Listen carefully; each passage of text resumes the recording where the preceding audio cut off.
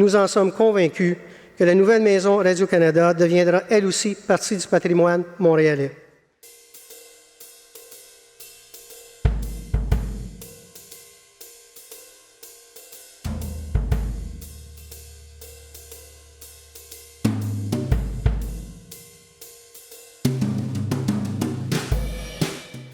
La Société Radio-Canada a développé un programme fonctionnel technique qui identifiait 3 types d'activités administratives, techniques et support technique. Le défi, comment intégrer ces activités dans la nouvelle maison de manière à permettre à la fois le maintien du caractère distinct de chaque activité et de permettre une communication facile, invitante entre les entités.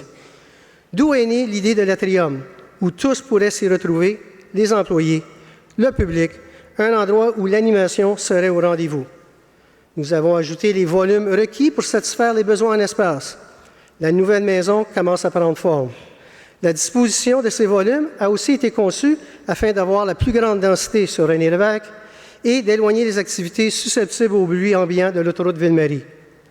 En proposant 2 espaces verts, la place Radio-Canada et le square Papineau, et en utilisant les espaces créés par l'Atrium pour faciliter l'accès à la nouvelle maison, nous avons réussi à rendre la maison accueillante et ouverte à son environnement. Le CPE est localisé de façon à lui donner un espace ouvert à l'extérieur, sécuritaire, en utilisant la toiture du centre d'équipement technique.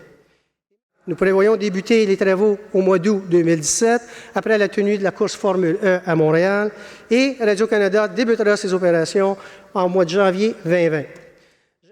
Vous savez, la maison de Radio-Canada qu'on a inaugurée en 1973 était ce qui se faisait de mieux à l'époque.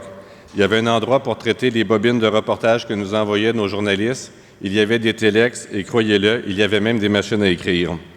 La nouvelle maison de Radio-Canada en 2020 comptera les technologies numériques les plus à jour et nous permettra d'être en contact en direct partout dans le monde, alors qu'un simple téléphone nous permet de pouvoir entrer en ondes présentement. Mais surtout, elle permettra à nos créateurs, nos artistes, nos artisans d'avoir un lieu de travail qui soit inspirant et nous en sommes très fiers. En 2020, les Montréalais pourront toujours se vanter d'avoir ici même, sur l'île, le plus grand centre de production francophone partout au pays.